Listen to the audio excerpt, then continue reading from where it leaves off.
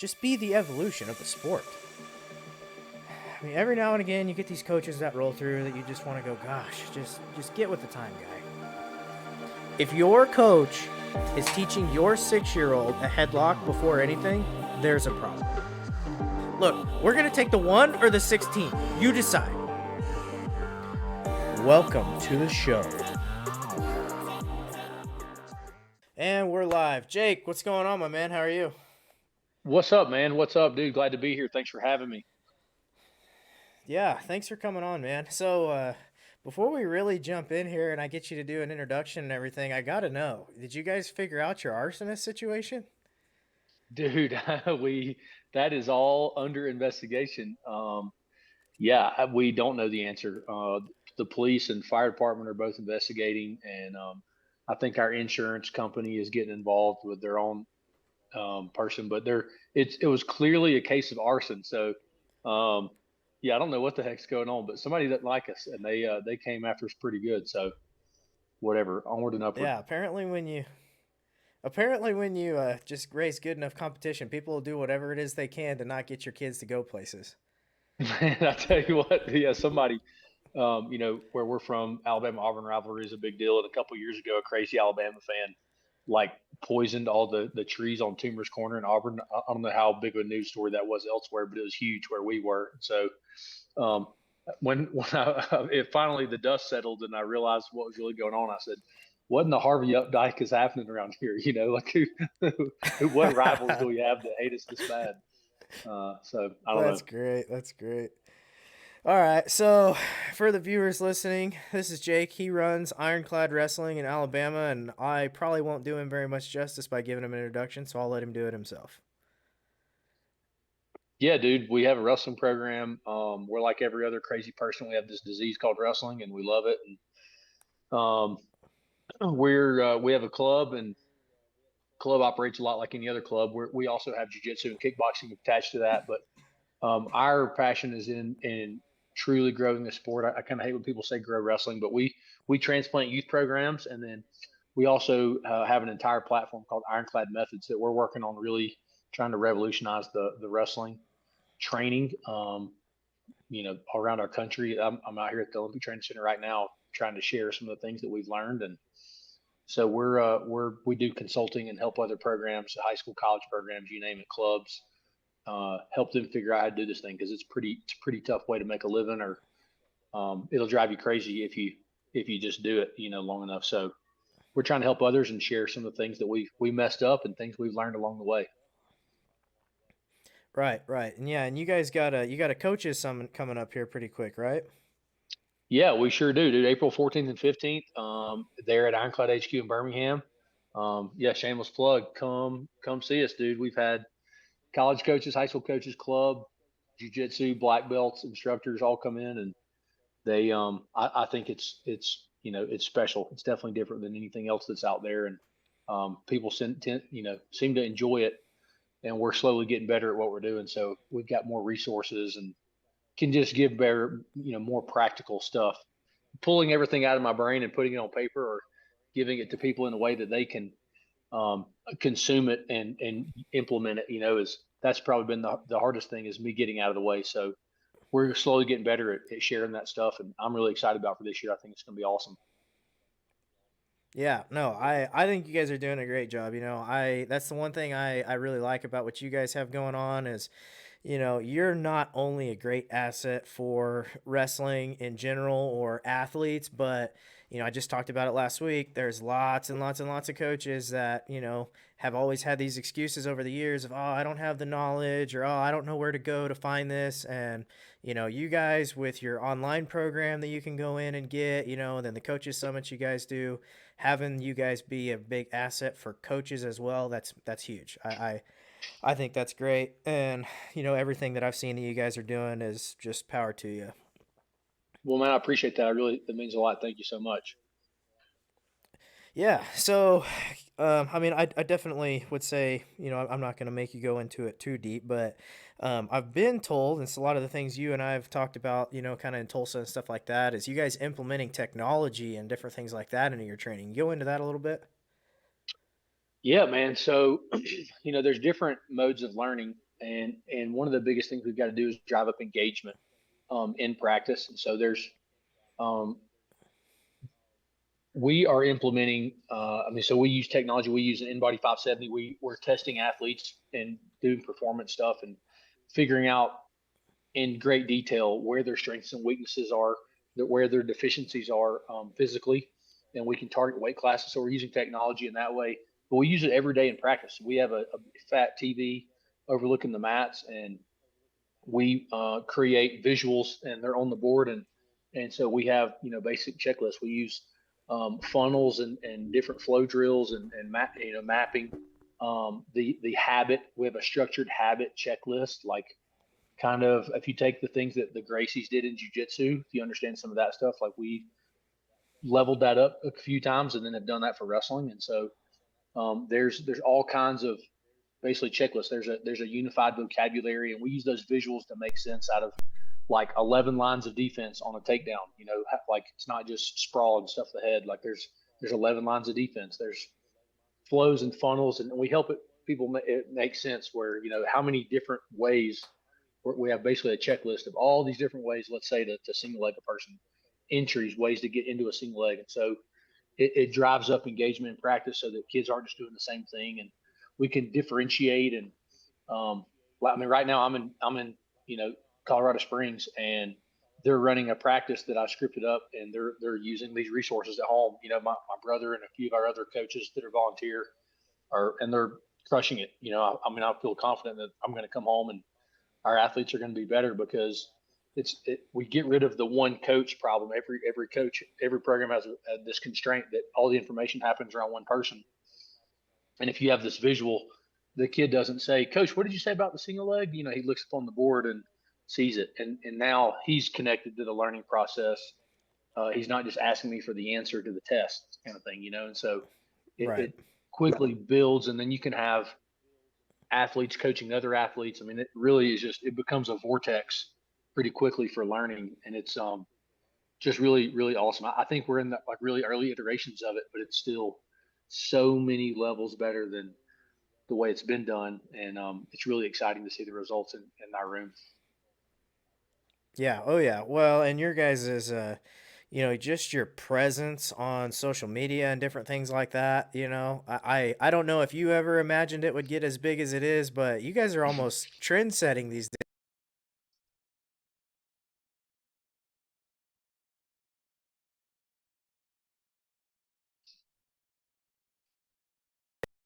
Blowing up with different guys running this wrist snap technique and stuff like that, and I'm going, dude, Jake is setting trends right now. He's got all these dudes around the country that are going, hey, I'm gonna see that from him, and then I'm gonna go do it.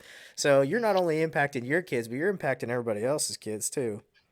It's pretty cool. I somewhat feel stupid when I'm at a tournament and some kid comes up and asks me for a picture, or if they say, hey, man, we watch your thing, and some dad and his son or something, we watch y'all's Instagram, we love all this stuff, and or we see you on TikTok, like it's definitely cool, but I also feel like so silly because I'm like, dude, I'm just this little, this young buck from Alabama, right? And but that's also like why we do it.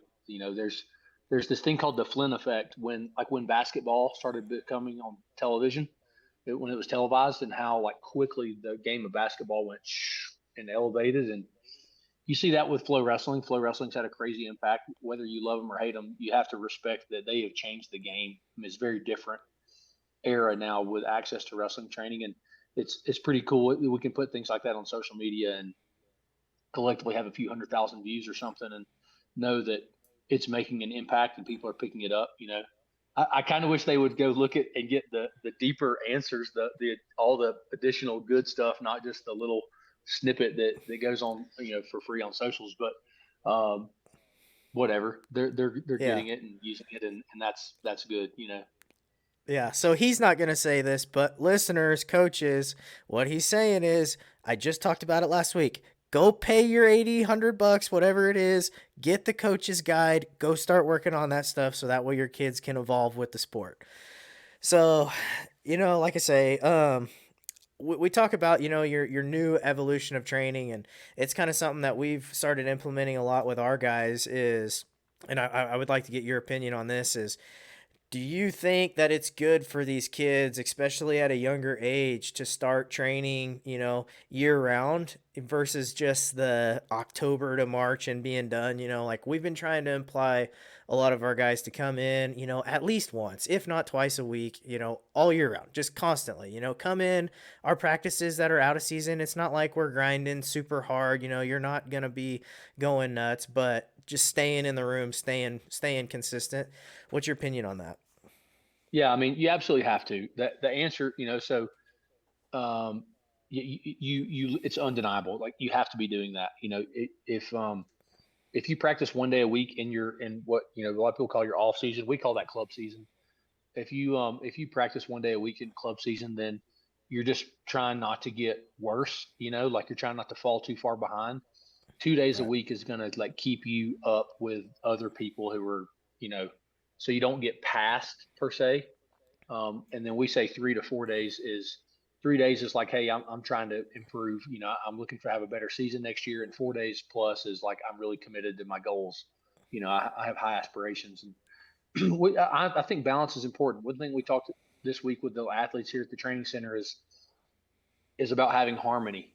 Like you have to have some balance. You can't just be obsessive 7 days a week all the time. You need balance, you need harmony, and I think if you're providing high quality training, then it allows you to do that. And that's really the thing that I've been a big believer in.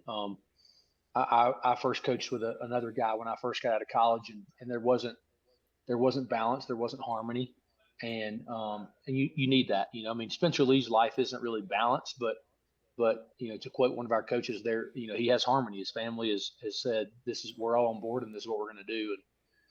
And maybe his name's not the buzzword for this week because coming off a rough weekend in Tulsa, but you know he'll go down as one of the best. So yeah, you got to have it though. Like you can't play baseball and not throw a baseball in the off season. You can't not be in the batting cages. Like you have to be doing those things. And wrestling is diverse enough with all the demands on different parts of your body, especially if you're wrestling the different styles, folk style, freestyle, Greco. I'm also a huge proponent of no gi jiu-jitsu, or you can even have a little bit of fun with like some kickboxing or something. I think that's probably a little more niche at that young age, but no gi jiu-jitsu is still awesome. And that keeps it diverse enough. If you're wrestling folk style, freestyle, Greco, that mixes it up enough. You're not going to have burnout. Dude. You can go get on a crash pad and have fun, and kids are going to love it. And that's what it's about. When they're kids, you want the training to be right, but it has to be fun. And then as when they get into fifth, sixth, seventh grade, they start caring more about winning, and you get to start leveling up a little bit more and talking about doing the right things. You just lay those degrees of habits, those levels in as the kids age up and they mature a little more. But you know, anything before fifth grade is you're just out there playing, man. Just get out there and have Right. fun. So Oh yeah. Yep, no, I agree. So I mean, kind of with the training systems you guys have in, and just kind of what I'm seeing from a lot of different states and a lot of these high level tournaments and stuff, it almost seems like there's kind of a new era ushering in, and it almost seems like you're on top of that era kind of coming in. It seemed like maybe, and I'm probably wrong about these dates, could be right, could be wrong, but like let's say 2010, 2011, they kind of usher in the era where kids are starting to scramble a lot more, funk's getting a little bit bigger. And then now it seems like we're kind of getting into another new area of wrestling that you're kind of rolling on top of, and you're seeing everybody else follow suit. Um, are you kind of getting some lashback from that, or some I I mean, guess, what do you want to call people it? don't want you. No, listen, people don't. I mean, they don't even really know who we are or whatever. Like we're not that big, but I mean, I think that we're 3 to 5 years ahead of the masses in wrestling. There's going to be some early adopters that are a year behind us because even when if you learn today what we're doing and you put it in, you're not going to really see the fruit of that. It's going to take a year for you to really go, holy crap, this is working. Like you're going to see progress, but in a year you're going to be like, okay, this is it, and then you double down. I've got a college coach in Iowa, there at Waldorf, awesome dude, and who doesn't give a crap about how it's been done. He just cares about getting better, and he's like, dude, my athletes are different now. Like they love wrestling. It's exciting. So, anyways, I think that we're way ahead of the curve. And that's why a lot of people think that we're crazy. I honestly kind of slowed down in some of the stuff I was talking about because somebody told me, they said if you're one step ahead, you're a genius. If you're two steps ahead, then you sound insane. So I was like, okay, noted. I was Well, like, but you can sound insane if you still have results, you know. I got um, I got a lot of people that, we've gotten some pretty harsh stuff back. People going on Facebook rants, doing all this other junk, upset because we're talking about coaches getting, updated with technique they're showing and stuff like that. And I'm going, I'm not going to change my opinion, and go with whatever it is because people don't like it. But that's just the thing is wrestling, it evolves all the time, constantly. You can't stick with the one thing that you thought, is golden back in the day because at this point, yeah, it probably isn't anymore. So, yeah. The world is developing at a crazy rate, right? I mean, we've been talking this week about implementing AI, how to use AI in your training and your coaching, and what the ways to leverage that stuff. And I was telling, we're super into Chat GPT and learning about AI, not because I think AI is that cool. There's parts of it that are scary, but you better know what it is. You better know what the internet is. There's a time when that was the mhm. case, and the guy that's creating these chips and AI stuff said that AI in the next 2 years is going to be far more revolutionary than the internet was, which is a pretty bold statement. But he's the Yeah. guy creating it, so um, you absolutely have to be moving quickly. And we're not even talking about. I mean, the stuff we're talking about right now is early iterations. I mean, it's just stuff that we're picking up out of books. There's not a degree on this stuff, so if you read 150 books on the topic, then you'll arrive at the same conclusion that I do. I don't think I'm any smarter. I'm just like some obsessive dude that I don't know. I'm searching for the answer. And um, I think it's the natural conclusion that anybody would have. To be honest, we're just trying to tell everybody else so they don't have to travel that same road. You know what I mean? Yeah. No, I agree. I agree.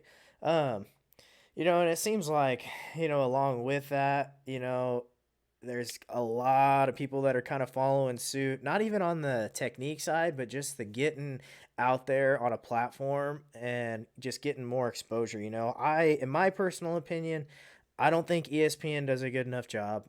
Flow does a good job, but it's not enough for the average viewer to be scrolling through something and go, "Oh, hey, this looks cool," and click on it, which most people, Yeah, they're not going to scroll across Flow. And that's so, right. There's room you for know, everybody at the table. There's room for a lot of coverage, right? How many people are covering baseball or football or I mean, there's a lot of people covering that stuff, right? And so we need more guys like you doing this, and I think it's incredible. yeah, no, we kind of sat down and we talked about doing this last year, and we just weren't 100% sure whether it was going to work or not, and it seems like, we posted our first episode, with Boo Dryden from University of Nebraska. That went real smooth, and seems like since we've had him and now we've got you on here, and we got about the next 6 weeks booked to just keep rolling them out, and That's awesome. so it'll be nice, and we're kind of wanting to get into do some commentating and stuff like that, and hopefully we can kind of roll into stuff like that because that's kind of the other thing too, is you got guys like in the UFC, right? You got Joe, you've got DC, you've got these guys commentating, Michael Bisping, and if they weren't there and you just had cameras on these fights, they're gonna watch it, but it's not gonna be as involved, as crazy, so It's a huge Flow thing. and Yeah, ESPN and these guys, they have to start getting guys that are more exciting. I mean, I know Flow, honestly, I feel bad for not knowing what his name is, but Flow has the one dude that does a really, really good job. But then, you got ESPN and everybody else, and they just have these commentators that really just don't seem like they know quite enough to keep people involved. yeah. But I mean, Flo kind of grew up on that with Joe Williamson there, Mark Bader, a bunch of those guys, and I mean it's now grown, and now there's a bunch of young faces and turnover, and there's Rockfin and all this other stuff going on once, right? So a lot of that stuff's been divided and spread and whatever. But I mean, that's that's how that platform blew up with those guys. I think about Bader. Dirty Flow takedown of the century, a video of Reese Humphrey and him screaming, "Oh, it was like Hmm.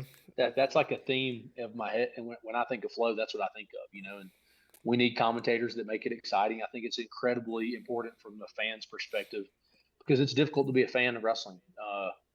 Even if your son's doing it or whatever else, like you're there because your son, or you're there because your nephew or your grandson, whatever, granddaughter now. But it's still difficult to consume. So you need commentary to give you a play-by-play and explain what's going on and talk about psychology or body language or whatever. And they don't, you know, they appreciate it and they love the storyline, but most people can't look at that and see or understand what's going on. Excuse me. Right.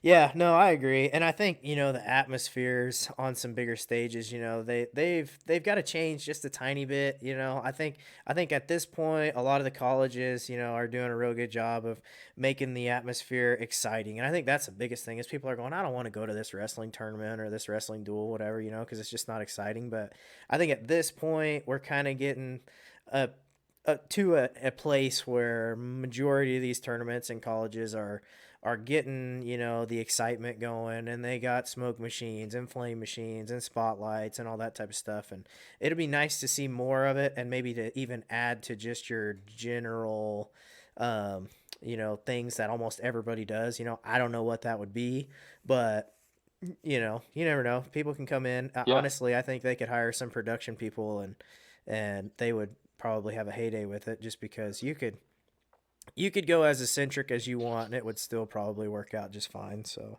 Yeah. If you can, wrestling just needs some more revenue. If you can get into streaming and making some money through that and subscriptions, I mean, the things that Flow does, they're able to turn into a little bit of a thing now. Where there's a little bit of production to it because they've got revenue flowing. It is you can't do all that stuff on a shoestring budget, and make it look cool. But if you can get a little money flowing, and that's just one thing that wrestling needs, and um, but there's a lot of, I mean, when you make it exciting, people will show up. There's a moment, and you got to provide those special moments, whether it's a fan experience or an athlete or coaching experience, like where they go, this is something I want to be a part of, and I think that the commentary and production is a huge part of that. right, nope, I agree 100%. So kind of getting away from that and going to something else here. Um, You're good. NCAA in review. This year, biggest upset year in history. You think? Yeah, man. I mean, it's hard to say that there's been a bigger upset. I mean, there's others that you can point to, but I think Spencer Lee getting upset by Ramos. I mean, I have an old timer coach. He's like a dad to me. He's uh he's on his way. He's on the downhill now. He's in bad shape, but amazing dude.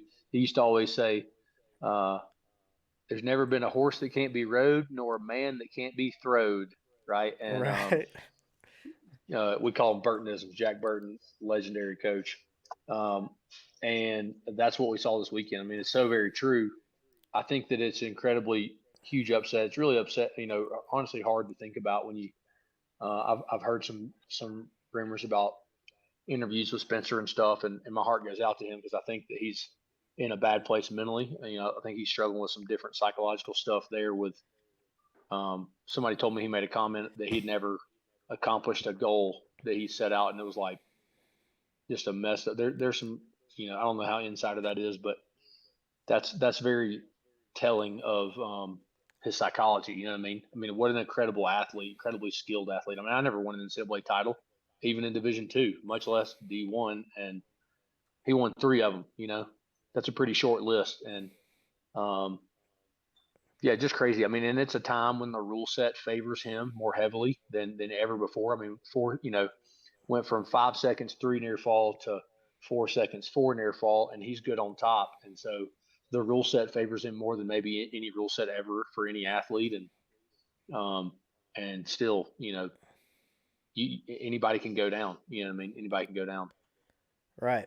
No, I agree 100%, and then, like I say, you get, Fix loses in the semis. That's just, Yeah, dude, I did not see that devastating. one coming. Vito's RBY in the is a finals. savage, man. RBY in the finals. Yeah, I mean, there's just honestly over and over and over again.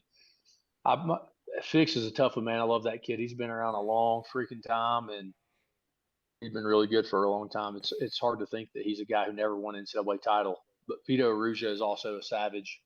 He's been Yeah, a we're really an hoping to have him underperformer. on. Yeah, he's a savage, man. What a gangster. I watched him wrestle in person at College Duels a year ago, and um, and I just watched him and thought that's what an NCAA champ looks like. I mean, he's got all the snap, all the pop, the timing. He's seeing things, and so for him when he didn't win last year, I was almost like surprised. It seemed like a bad day, and that's how NCAA's is too. The best guy doesn't win; it's whoever has the best weekend of wrestling. But Oh yeah. um, I was as happy as I was to see Vito have success because he's the real deal.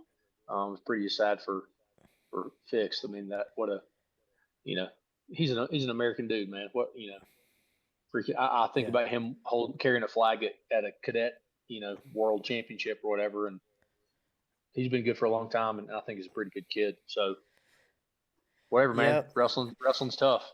Yeah, oh yeah. Well, and it's kind of we talk about the psychology of it, and it sucks for these kids that, and I say kids, I grew up wrestling with every single one of these kids. I had just about all of them in brackets growing up all through, high school and stuff like that. But, it sucks for them that there's nothing past this point besides Olympics and fighting, or coaching. Yeah, There's no MLW, Major League Wrestling, which really is honestly surprising to me, and this is episode 2, mark my words, for whatever reason, if we get lucky and this podcast blows up, you know, that's probably something that I look into doing, but it yeah. just it doesn't seem like there's enough options for them, and I don't really feel like there's not enough people that are alum to wrestling or enjoy wrestling that there's no reason why they couldn't come in and say, all right, look, we're going to put together a $2 million budget. We're going to have 6 teams across the country. We're going to do 24 duels or 12 duels. Each team's going to duel each other twice. At the end of the year, we're going to do a duel tournament, and then you've got the excitement of duels, so where it's not like a big strung out tournament, and all these are going to be broadcasted on, whether it be ESPN or Flow or whatever. I think within 2 or 3 years, that thing takes off like crazy, and that's a, $1 billion business. I really do. I could And I could totally see that being a thing with like RTCs having like RTC duels, or RTC nationals, whatever it is. I mean, you could have some stuff like that, and people would be excited. I mean, you know, I'm here with Duran Wynn and James Green, and they're both. James is retired from wrestling, but Duran's still fighting. I mean, we're showing technique today, and I'm like, my man can still move, dude. He could like. There's no right. Some of these kids don't even know who he is, which we were just laughing about. I was like, this guy's a savage, man. I mean, I'd still pay to watch him wrestle. That's yeah, exciting to me. Um, there's some dudes that, you know, does Max Askren want to wrestle? Probably not, but I would pay. I would put together a pitch to see him wrestle some more. Um, there's a whole bunch of guys that are, I mean, that are below that are like Zane Richards and uh, names that people may not even really know that are like no, these dudes have been good for a long time and they're still giving those guys kind of a stage to show up and wrestle and whatever, dude. Maybe they make some semi-pro MMA type money. Maybe they're making 1,500, 2 grand, but it's 2 grand. Go out there and mix it up and put it on the line. If it's 5 or 10 or 15, then all of a sudden, their athletes get excited about it. They'll show up and scrap for 15 G's. You know what I mean? yep, yep. No, I agree 100%. And like I say, it's just I think that would not necessarily help, some of them big losses like that, because obviously that's a heartbreaker deal. But at the same point, you're a senior and this is your last year eligibility. You go in and lose a big match in the semis like that. I don't know if it would hit you as hard knowing like, all right, hey, I still got a shot at making a professional team or whatever the case may be. Alabama comes in on their football team and has an 0-7 season, which will probably never happen, but has an 0-7 season, and there's still probably 15 kids that go within the first 5 rounds. So Yeah. I think there's no reason why we can't get something like that done, but around There's here. there's But there's tons of wrestling to go around. I mean, there really is. I have all kinds of ideas related to this, and not the time to execute it. Uh, this could be a whole conversation, to be honest. Really, really, really could be. Um, yeah, I mean that's just a deep hole that you can go into. You know what I mean?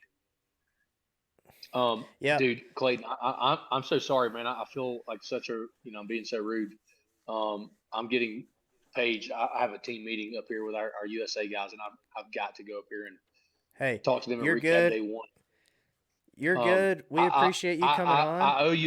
I owe you another trip. So if we, we'll set up some time.